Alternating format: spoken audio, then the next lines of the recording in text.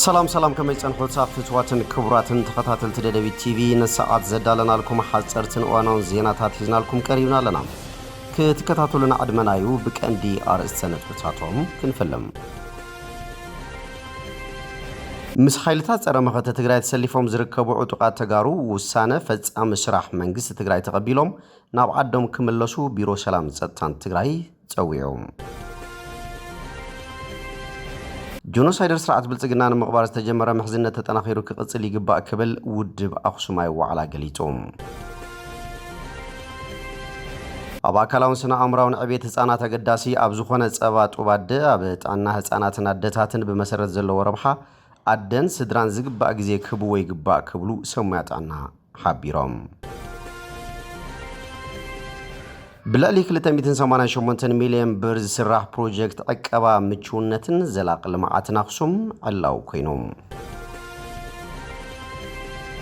መምሕዳር ከተማ መቐለ 28 ናብ ዑርን ሰራዊት ትግራይ ኣውፊዮም ኣብ ከተማ ሽረንዳ ስላሴ ማእኸል ምክልኻልን መሐካምን መዓወን ዕጻት ንምስራሕ መተኣኻኸብ እቶት ተኻይዶም ሕጋው ዘይኮነ ምህርቲ ኣብ ዘፍሪዩን ዘከፋፍሉን ዘይሕጋውያን ነጋዶ ኣብ ምቅላዕ ህዝቢ በዓል ዋና ኮይኑ ንሕግዝ ንሰርሕ ኣለና ክብል ኣብ ቤት ጽሕፈት ዘፈር መንግስታዊ ግልጋሎት ከይዲ ስራሕ ቁጽጽር ጥዕና ኣፍሊጦም ፕሬዝዳንት ፊፋ ጂያኒ ኢንፋንቲኖ የቅሬታ ሓቲቱ ስልጣኑ ግን ክለቅቕ ዲኽጸንሕ መዘራረብ ኮይኑ ይቅጽል ኣሎ ናብ ዝርዝሩ ሰጊርና ኣለና ምስዕለታዊ ዜናታት ቢንያም ሓድሽ ሰናይ ምክትታል ምስ ሓይልታት ጸረ መኸተ ትግራይ ተሰሊፎም ዝርከቡ ዕጡቃት ተጋሩ ውሳነ ፈጻሚ ስራሕ መንግስት ትግራይ ተቀቢሎም ናብ ዓዶም ክምለሱ ቢሮ ሰላም ጸጥታን ትግራይ ጸውዮም ፈጻሚ ስራሕ ብሄራዊ መንግስት ትግራይ ኣብ ዝሓለፉ መዓልትታት ምስ ሓይልታት ጸረ መኸተ ትግራይ ተሰሊፎም ዝርከቡ ዕጡቃት ተጋሩ ብሰላም ናብ ዓዶም ክምለሱ ጻውዒት ዘቅረበ ኮይኑ ነዚ ኣመልኪቱ ቢሮ ሰላም ጸጥታን ትግራይ መብሪሂ ይብሎም ብፍላጥ ይኹን ብዘይፍላጥ ምስ ሓይልታት ጸረ መኸተ ትግራይ ተሰሊፎም ዝርከቡ ዕጡቃት ተጋሩ ናብ ዓዶም ክምለሱ መፈጸሚ ማንዋል ወፂኡሎ ኢሎም ሓላፊ ቢሮ ሰላም ጸጥታን ትግራይ ኣይተት ወልደ ብርሃን ተስፋለም ኣብ ናይ መንግስት ሓላፍነት ቦታታት ብሹመት ዝሰርሑን ኣመራርሓ ዝነበሩን ከምውን መንግስት ሰራሕተኛ ዝነበሩ ጻውዒት ተቀቢሎም ስልጠና ወሲዶም ናብ ቤት ዕዮኦም ክምለሱ መስራሕ ወፂኡሎ ዝበሉ ኣይተት ወልደ ብርሃን ሹመኛታት ዝነበሩ ድማ ጻውዒት ተቀቢሎም ኣብ ዝምጥኖም ቦታ ክምደቡ እዮም ክብሉ ገሊጾም ጻውዒት ተቀቢሎም ዝተመለሱ መናእሰይ ሓረስቶት ነጋዶ ምልሻ ድማ ዘሎ ዕድላት መማረጽታትን ክርብሑ ኣብቲ ማንዋል ተቐሚጡ ከም ዘሎ ገሊጾም ተመለስቲ ሰራዊት ዝምልከት ብመሰረት ዝወጽ መፈጸሚ ማንዋል ተራዩ ተረባሕቲ ዝኾኑሉ መስራሕ ተመቻችዩ ከም ዘለውን ኣይተት ወልደ ብርሃን ኣረድዮም ብሄራዊ ረብሓ ህዝቢ ትግራይ ምሕላው ሕገ መንግስታዊ መሰል ምምላስ ግዝኣታዊ ሓድነትን ዝተመዛበሉ ወገናት ምምላስን ዝብል ዝበሉ ኣይተት ወልደ ብርሃን ዕጡቃት ሓይልታት ብሰላም ዓዶም ክምለሱ ጻውዒት ተቕሪቦም እዚ ወፂ ዘሎ ማንዋል ድማ ኣብ ውሽጢ ሓደ ወርሒ ከም ዝፍጸም ኣይተት ወልደ ብርሃን ተስፋለም ሓቢሮም ጆኖሳይደር ስርዓት ብልጽግናን መቅባር ተጀመረ መሕዝነት ተጠናኺሩ ክቅጽል ይግባእ ክብል ውድብ አኽሱማይ ዋዕላ ገሊጹ ኣብ ወንበር ውድብ አኽሱማይ ዋዕላ ዶክተር ሰሎሞን ባርናባስ ሎምን ጋዜጠኛታት ኣብ ዝሃብዎ መግለጺ ጸላእ ህዝቢ ትግራይ ንምጽናትን ዕድመ ስልጣን ንምንዋሕን እናሰርሐ ከም ዝርከብ ገሊጾም ክሳብ ሕጂ 45 ሚእታዊት መሬት ትግራይ ኣብ ኢድ ጸላእ ከም ዘሎ ተመዛበልቲ ኣብ ከቢድ ዓጸቦ ከም ዝርከቡን ሕቶታት ህዝብን መንግስትን ትግራይ ከም ዘይተመለሰን እውን ገሊጾም ዶክተር ሰሎሞን ይኹን እምበር ጸላእን ምምካት ሃልዋትን ድሕነትን ንምርጋጽን ዝግበር ዘሎ ጻዕሪ ዝገለጹ ዶክተር ሰሎሞን መናእሰይ ተጻዕረን ኣሰላልፋ ዓለምን ከባብን ብምግንዛብ ኣብ ጎኒ መንግስትን ሰራዊትን ትግራይ ብምሽላፍ ግድኦም ክዋጽኡ ሓቲቶም ኣጁን ቃልሲ ህዝቢ ትግራይ ዘጠናኽሩ ርክባት ምስ መሓዙት ቃልሲ ክጠናኸር ምስ ኤርትራ ዝህልወና ምሕዝነት እውን ክብርኽ ይግባእ ክብሉ እዮም ተዛሪቦም ዶክተር ሰሎሞን ኣሰላልፋ ፖለቲካ ዓለም ይቀየር ስለ ዘሎ ኩነታት ዓለምን ከባብያውን ኣብ ግምት ውሽጢ ብምእታው ሃልዋትን ድሕነትን ትግራይ ንምርጋጽ እቲ ዝተጀመረ ቃልሲ ክጠናኸር ከም ዝግባእ ገሊጾም ኣባል ፈጻሚ ስራሕቲ ውድብ ኣይተ ነጋሲ ገብረትንሳኤ ብወገኖም ጸገማት ፖለቲካን ኢኮኖሚን ዓለም ንትግራይ ከም ዝሃሰያዮም ገሊጾም ብልጽግና ሕጂ እውን ህዝቢ ትግራይ ንምጽናት ዝሰርሕ ዘሎ ጸላኢ ከም ዝኾነ ድሕሪ ምሕባር ምጸላኢ ኮይኑ ዝትኩስ ጸላኢ ከም ዝኾነን ብኣንጻሩ ህዝቢ ትግራይ ንምድሓን ዝሰርሕ ድማ ፈታዊ መሓዛ ከም ዝኾነን ተዛሪቦም بمسألة زي ጸላኢ ንምድምሳስ ዝተጀመረ ምሕዝነት ትክክለኛን ተጠናኺሩ ክቅጽልን ዝግብኦ ምዃኑ እዮም ገሊጾም ኣብ ኣካላውን ስነ ኣእምሮውን ዕብየት ህፃናት ኣገዳሲ ኣብ ዝኾነ ጸባ ጡባደ ኣብ ጥዕና ህፃናትን ኣደታትን ብመሰረት ዘለዎ ረብሓ ኣደን ስድራን ዝግባእ ግዜ ክህብዎ ከም ዝግባእ ሰሙያታት ጥዕና ገሊጾም። ምጥባው ጸባ ጡባደ ንዘላቒ ጅማሮ ህይወት ውፅኢታዊ ተግባራትን ኣብ ትሕቲ ዝብል መሪሕ ሓሳብ ዓለም ለኸ ሰሙን ምጥባው ጸባ ጡባደ እናተኸበረ እዩ። ብምትሕባር ቢሮ ጥዕና ትግራይን CRSን ዝተዳለወ መድረኽ ሰሙን ምጥባው ጸባ ጡባደ መጽናዕታዊ ጽሑፍ ዘቕረቡ ኣብ ኢንስቲትዩት ምርምር ጥዕና ትግራይ ላዕለዋይ ተመራማሪ ማሕበረሰብ ጥዕናን ስርዓተ መጋግባን ዶክተር መኮነን ሃይለስላሴ ህፃናት ጸባ ጡባደ ብዝግባእ ንዘይምጥቃም ዝጸንሑ ማሕበረሰባዊ ባህላዊ ተግባራት ጉዳእቲ ልምድታትን ምእላይ ከም ዝግባእ ሓቢሮም።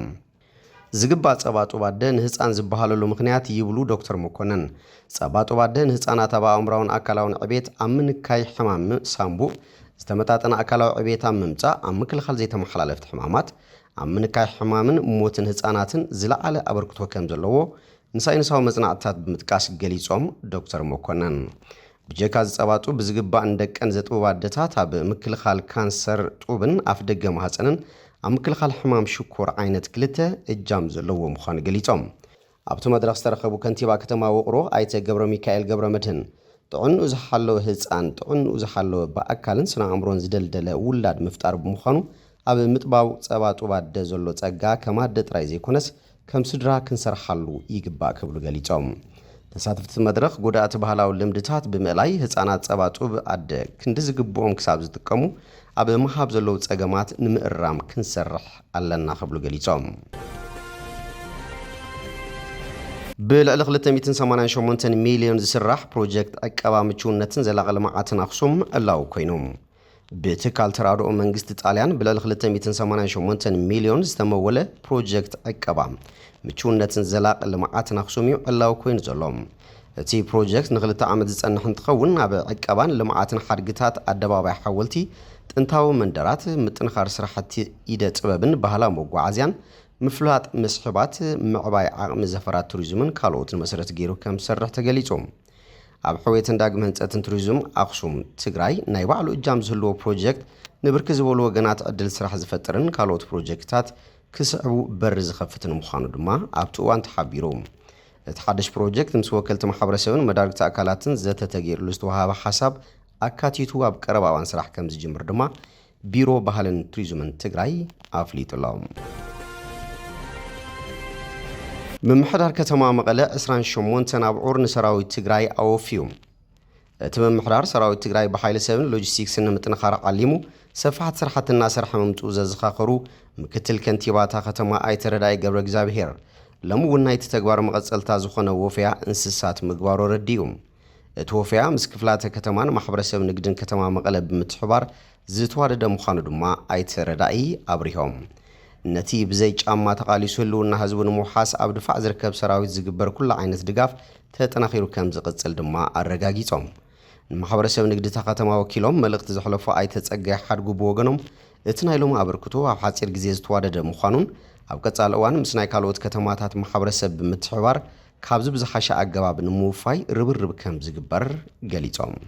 ንሰራዊት ወኪሉን እቲ ወፍያ ዝተቐበለ ተጋዳላይ ተኽለ ሚካኤል ገብረ ጻድቕ ብወገኑ ሰራዊት ትግራይ ህልውና ላዕላውነትን ህዝቢ ትግራይ ንምውሓስ ዝሓዞ ዕላማ ተግባራዊ ከም ዝኸውን ድሕሪ ምግላጽ ብሓይሊ ሰብን ሎጂስቲክስን ንምጥንኻር ይግበር ዘሎ ምንቅስቓስ ድማ ዛይዱ ክቕጽል ከም ዝግባእ ጻውዒቱ ተቕሪቡ። ኣብ ከተማ ሽረ እንዳስላሴ ማእኸል ምክልኻልን ምሕካምን መዐወን ዕጻት ንምስራሕ መተኣኻኸቢ እቶት ተኻይዱ።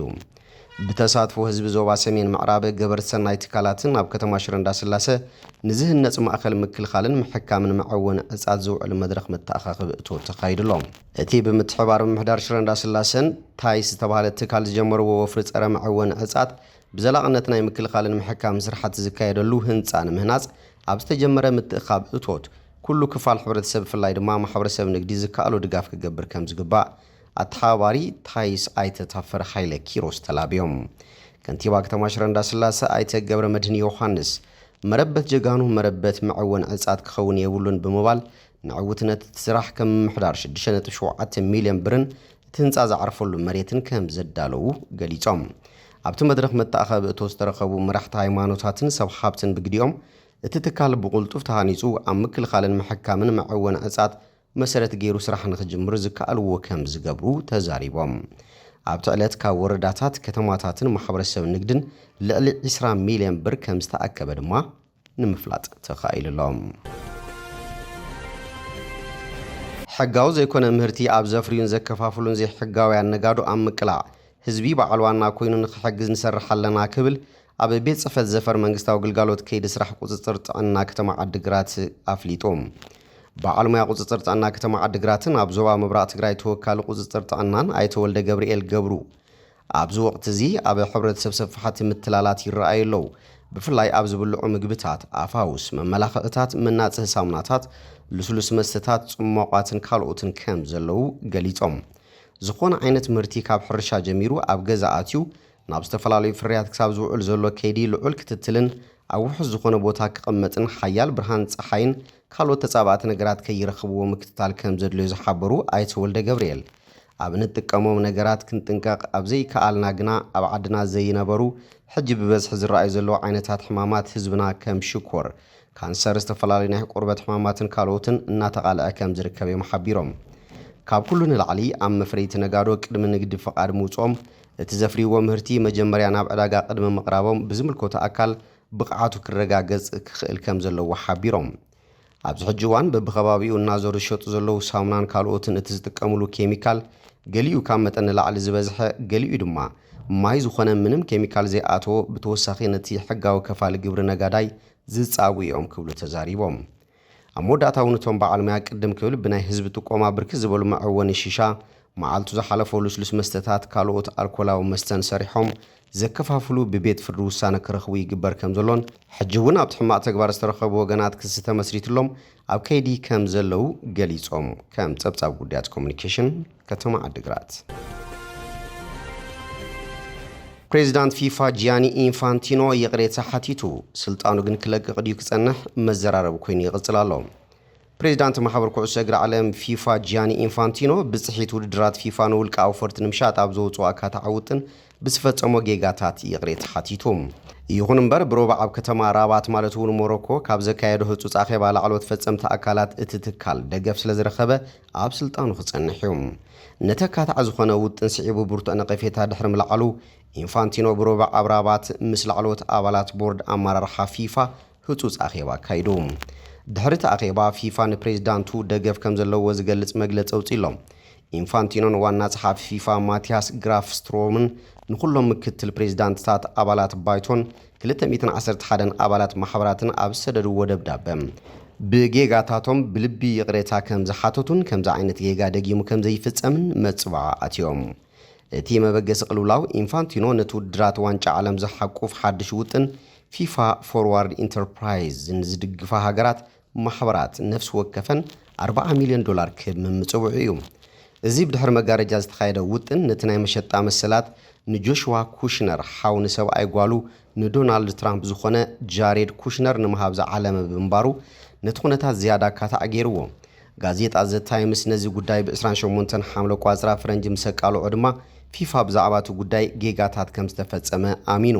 ኢንፋንቲኖ ኣብ ዝሓለፈ ከም ኣገባብ ኣመራርጻ እንጋዲት ሃገር ዋንጫ ዓለም 2034 ስዑድ ዓረብ ዝኣመሰሉ ብዙሓት ቅልውላዋት ሓሊፉ እኳ እንተኾነ እዚ ሕጂ ዘሎ ጉዳይ ግን ንባዕሎም ላዕለዎት ሓለፍቲ ፊፋ እውን ከይፈለጥዎ ብምስጢር ዝተተሓዘ ብምዃኑ ሓያሎ ወገናት ኣቆጢዑሎም ማሕበር ኩዕሶ እግሪ ኣውሮፓ ግና ኣብ ልዕሊ ኢንፋንቲኖ ዘለዎ እምነት ከም ዝጠፍአን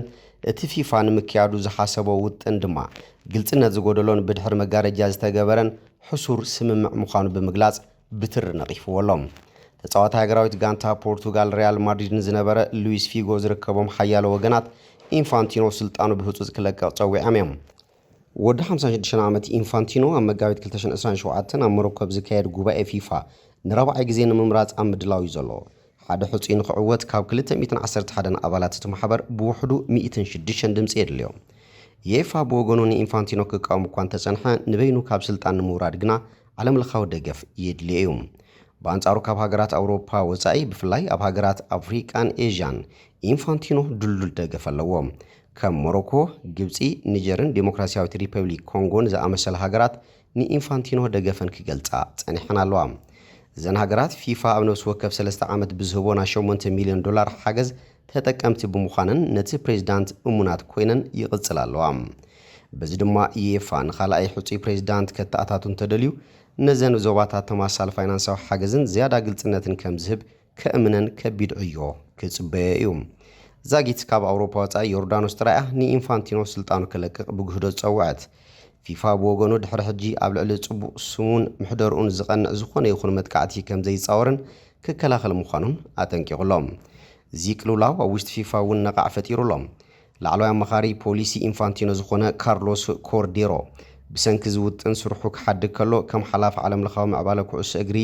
ኣርሰን ቬንገርን ኬቨን ላሞርን ዝኣመሰሉ ላዕለዎት ሓለፍቲ ድማ ስርሖም እኳ እንተዘይለቐቑ ብውሽጢ ግን ነቐፌትኦም ኣስሚዖም እዮም ኢንፋንቲኖ ነዚ ኩሉ ተቃውሞታት ንምህዳእ ከምዚ ዓይነት ምስጢራዊ ስምምዓት ዳግማይ ንኸይፍጸም ዝኽእል ሓድሽ ናይ ጽገናን ተሓታትነትን ኣሰራርሓታት ከተኣታቱ ትጽቢት ይግበር ምናልባት እውን ነቲ 64 ሃገራት ዝሳተፋሉ ዋንጫ ዓለም ዝብል ውጥን ክስርዞ ወይ ካዝና ፊፋ ንኣባላት ዝያዳ ክኸፍት ይግደድ ይኸውን ዝብል ግምታት ኣሎም ባርከስ ፍትዋትን ክቡራትን ተኸታተልቲ ደደብ ቲቪ ነሰዓት ዘዳልናልኩም ዜናታት ነዚኦም ይመስሉ ስለትምክትታልኩም ኣመስጊና ካልኦት ሳብ ረኸብ ሰሰናይና ኣፎ